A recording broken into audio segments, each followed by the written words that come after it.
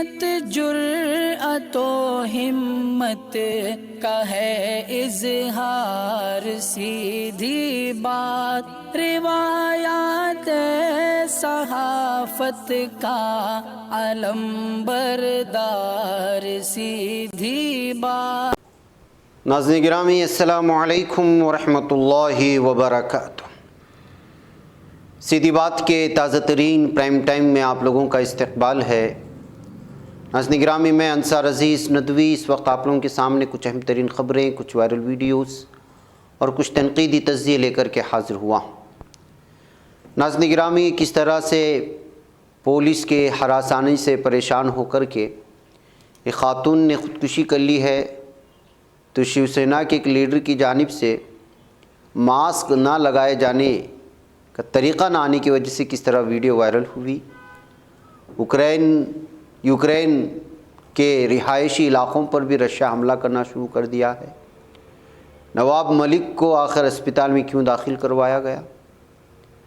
ناظرین گرامی، جنگ یہ بتاتی ہے کہ انسان کے پاگل پن کی آخری منزل کیا ہو سکتی ہے۔ بوڑھے جنگی سپاہی کی ڈائری کا ایک ورق کا میں خلاصہ پیش کروں گا۔ بھارت میں کورونا وبا سے ناظرین گرامی 19 لاکھ بچے یتیم ہوئے ہیں۔ کیا آپ کو اس بات کی علم ہے؟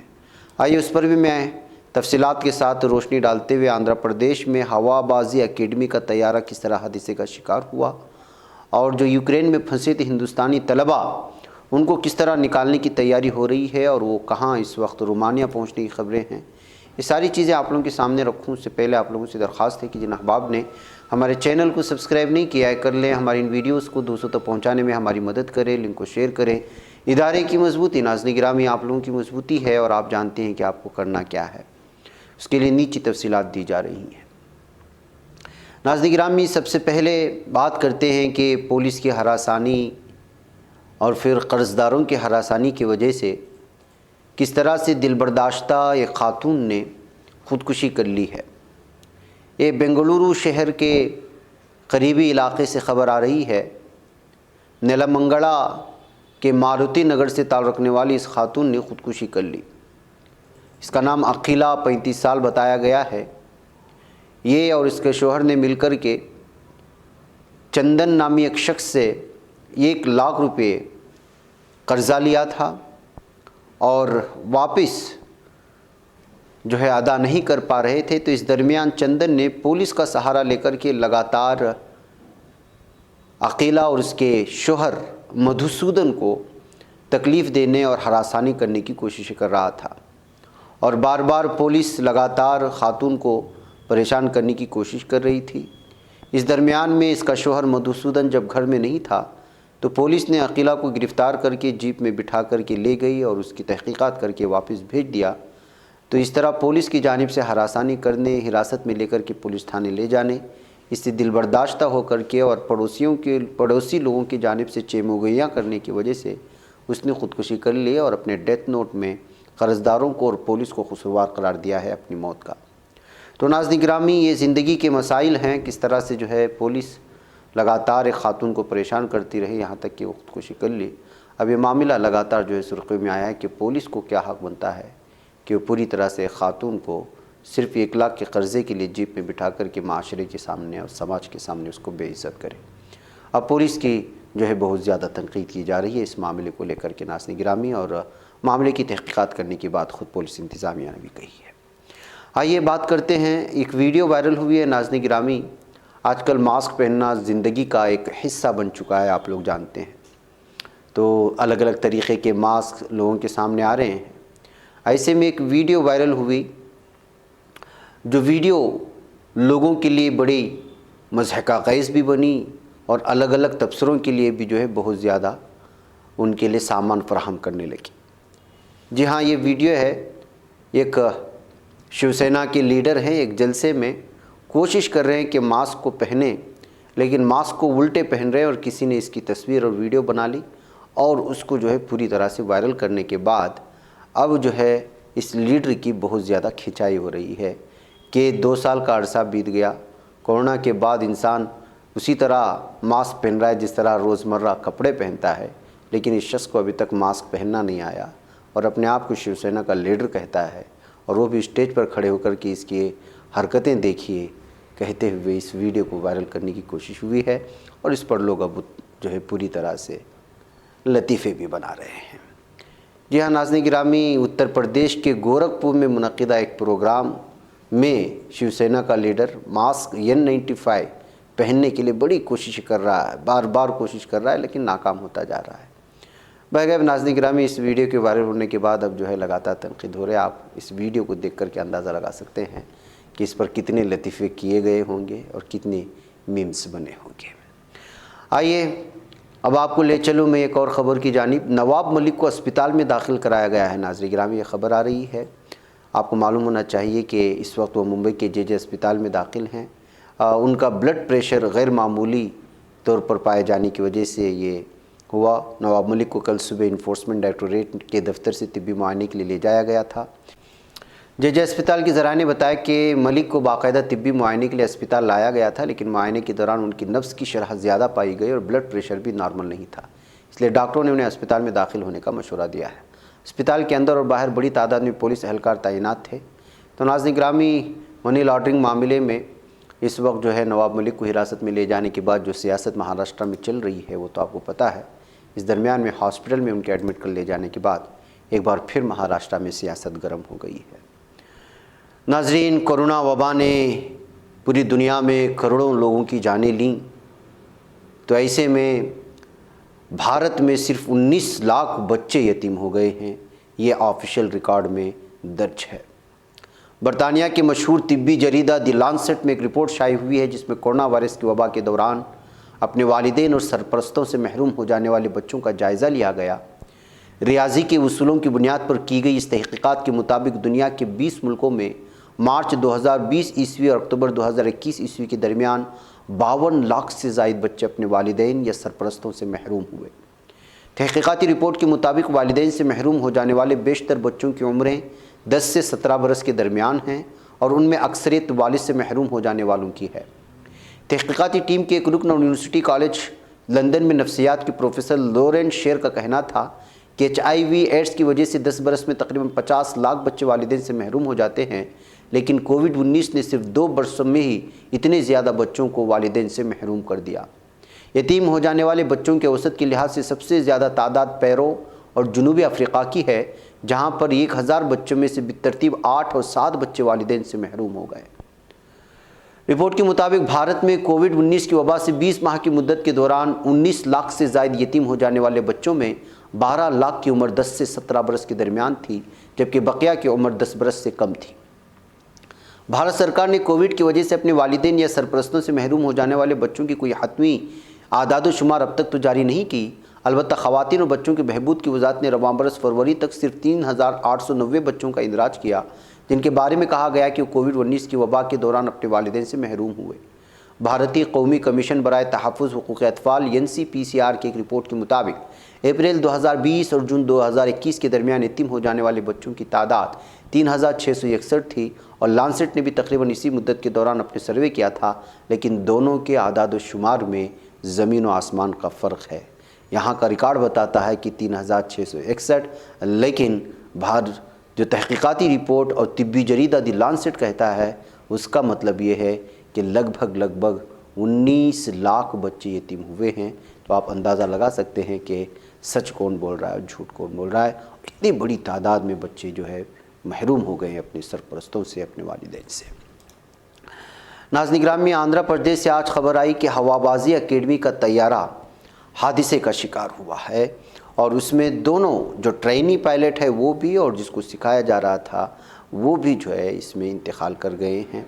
بتایا جا رہا ہے کہ ٹرینی پائلٹ تمل ناڈو کی رہنے والی تھی اور اس نے تمل ناڈو کے گنجور ضلع کے مچریلا سے پرواز بھری تھی۔ حادثہ آندھرا کے نلگنڈا علاقے میں پیش آیا ہے۔ موصولہ اطلاعات کے مطابق طیارہ پرواز بھرتے وقت بجلی کے کھمبے سے ٹکرا گیا تھا، جس کے بعد وہ میدان میں کریش ہو گیا۔ حادثے کی خبر ملنے کے بعد مقامی پولیس انتظامیہ کے لوگ موقع پر پہنچ گئے ہیں۔ تو ناظرین گرامی، آپ اندازہ لگا سکتے ہیں کہ اس طرح ٹرینی یعنی کہ جو لوگ پائلٹ بننا چاہتے ہیں ان کو اس طرح کی جو ہے اکیڈمیاں ہیں جو ہوا بازی سکھاتے ہیں، لیکن ایسے میں ایسی واردات پیش آ جاتی ہیں، ایسے سانحات پیش آ جاتے ہیں۔ ناظرین گرامی، یوکرین پر حملے کے بعد رشیا میں بھارت کے لیے سب سے بڑا جو مسئلہ تھا وہ ہندوستانی طلباء کا تھا، جو 20,000 کے قریب وہاں پر زیر تعلیم ہیں۔ اب خبر آ رہی ہے کہ 219 طلباء اور طالبات کو جو اس وقت رومانیہ سے پہلی پرواز پر ممبئی کے لیے وہ روانہ ہو چکے ہیں، یعنی کہ یہاں کی حکومت پوری طرح کوشش کر رہی ہے کہ طلباء کو پہلے رومانیہ پہنچایا جائے، پھر وہاں سے جو ہے لانے کی کوشش کریں واپس۔ جی ہاں، بخارا بھیجا گیا تھا، ایئر انڈیا کا طیارہ وہاں سے ہندوستان کے لیے پرواز بھر چکا ہے۔ وزیر خارجہ ڈاکٹر ایس جے شنکر نے کہا کہ یوکرین سے نکالے گئے 2019 ہندوستانیوں کے ساتھ پہلی پرواز رومانیہ سے ممبئی کے لیے روانہ ہوئی ہے۔ انہوں نے مزید یہ بھی بتایا کہ ہم لوگوں کی مدد کے لیے آگے بڑھ رہے ہیں، ہماری ٹیمیں 24 گھنٹے زمین پر کام کر رہے ہیں، میں نجی طور سے اس بات کی نگرانی کر رہا ہوں۔ تو ناظرین گرامی، جب تک پورے 20,000 طلباء واپس بھارت نہیں آ جاتے تب تک ظاہر سی بات ہے کہ ان کے والدین کو یہاں پر پریشانی ہوگی۔ تو ناظرین گرامی، اب آئیے بات کرتے ہیں یوکرین کی کیا تازہ صورتحال ہے۔ خبر آ رہی ہے کہ گلی گلی میں اس وقت جنگ شروع ہو چکی ہے، لوگوں کو گھروں میں محفوظ رہنے کے لیے جو ہے یوکرین فوجی کہہ رہے ہیں۔ ایسے حالات میں ناظرین گرامی دعویٰ کیا ہے یوکرین کی فوج نے کہ اس نے 14 رشین پلینز کو، 8 جنگی ہیلی کاپٹرز کو، 102 ٹینکس کو تباہ و برباد کر دیا ہے۔ اس کے علاوہ 536 آرمڈ وہیکلز بھی جو ہے پوری طرح سے، یعنی جو ہتھیاروں سے لیس وہیکل ہوتے ہیں، سواریاں ہوتی ہیں، اس کو برباد کیے ہیں۔ 3,500 رشین سولجرز کو مارنے کا بھی دعویٰ کر رہی یوکرین حکومت۔ اس درمیان ناظرین گرامی، رشین فوجی لگاتار مقامی اور رہائشی علاقوں کو بھی جو ہے حملہ کر رہی ہے، جس کی وجہ سے جو ہے اس وقت اس کو تنقید کی زد میں لیا جا رہا ہے، اور عالمی سطح پر رشیا کی پوری طرح سے اس وقت تنقید کی جا رہی ہے۔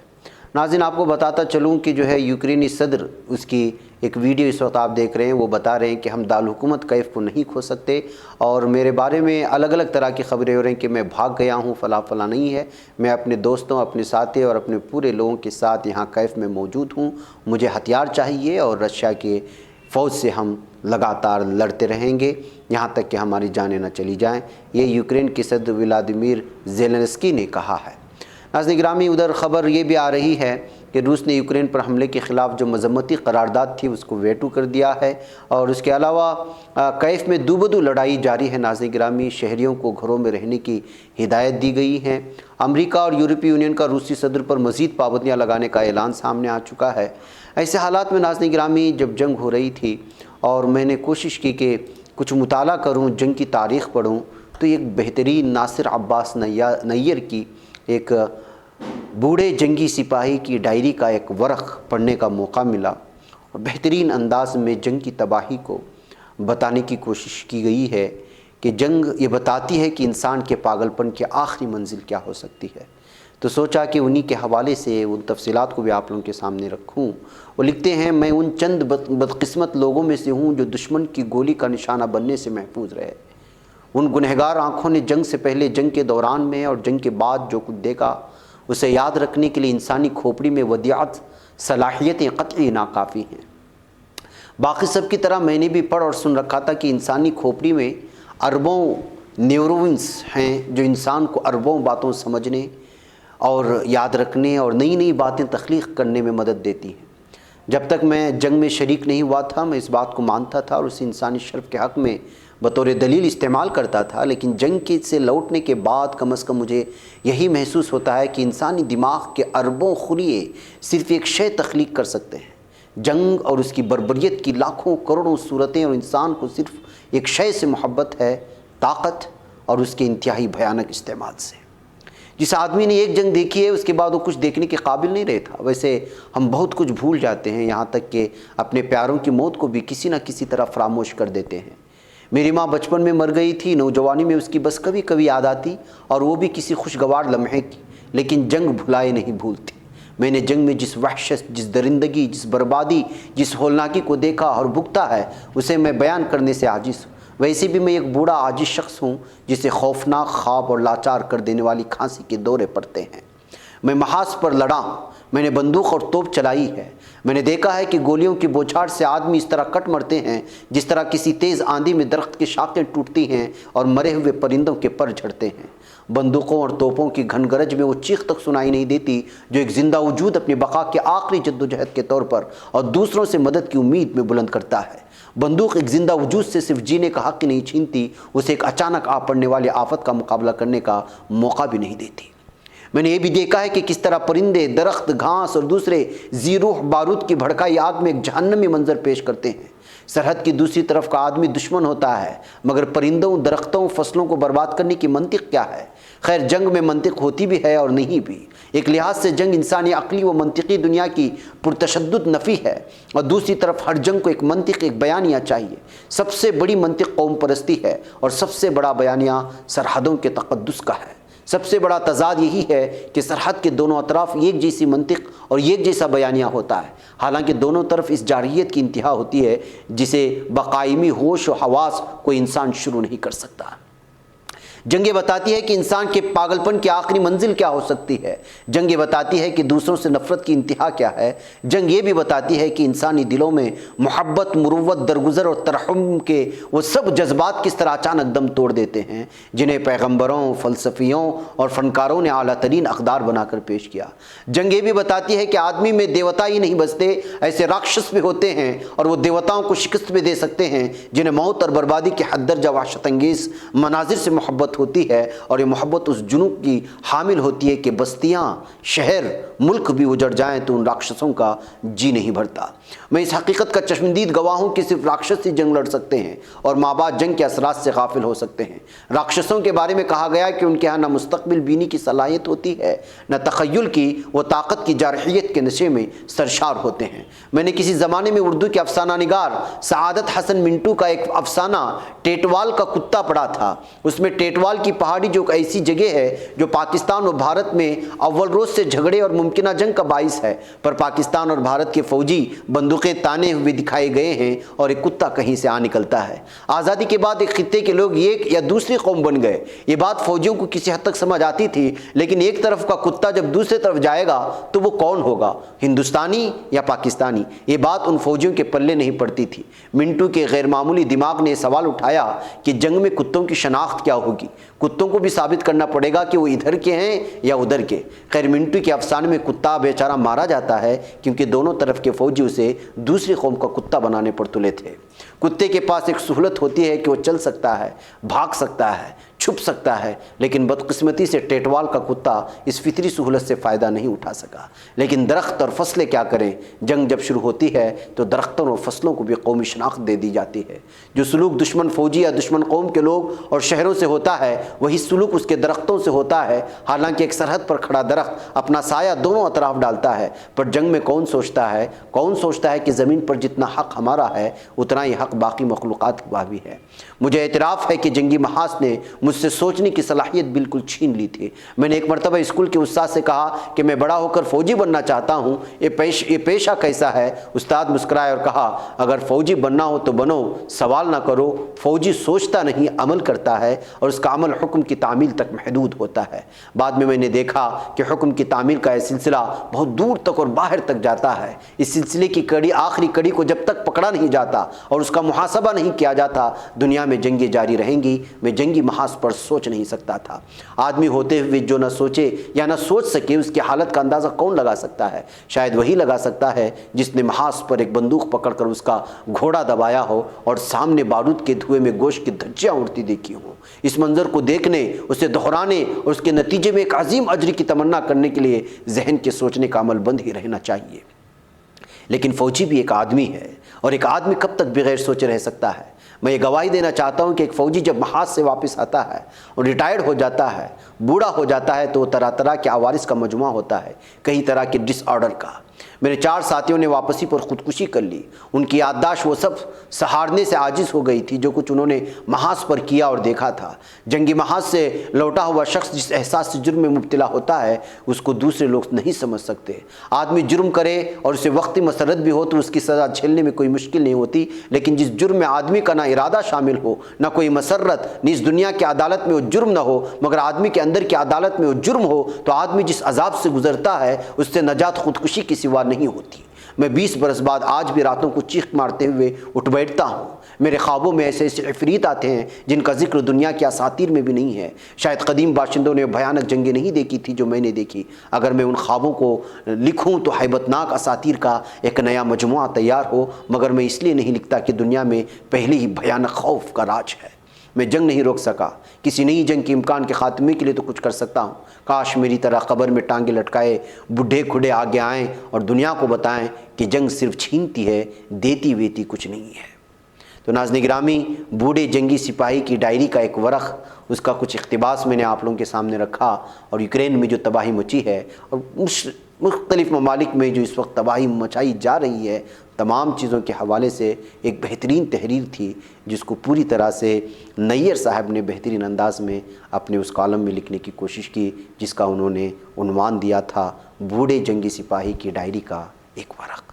مجھے اجازت دیں۔ السلام علیکم ورحمۃ اللہ وبرکاتہ۔ نہیں بچ پاتا ہے کوئی صحافی کی نگاہوں سے، ملاتا ہے یہ لوگوں کو محبت کی پناہوں سے، کرم اور درد مندی کا ہے ایک سنسار، سیدھی بات عزیمت جرأت و ہمت کا ہے اظہار، سیدھی بات عزیمت جرأت و ہمت کا ہے اظہار، سیدھی بات۔ یہ چینل حق نگر بن کر کچل دیتا ہے فتنوں کو،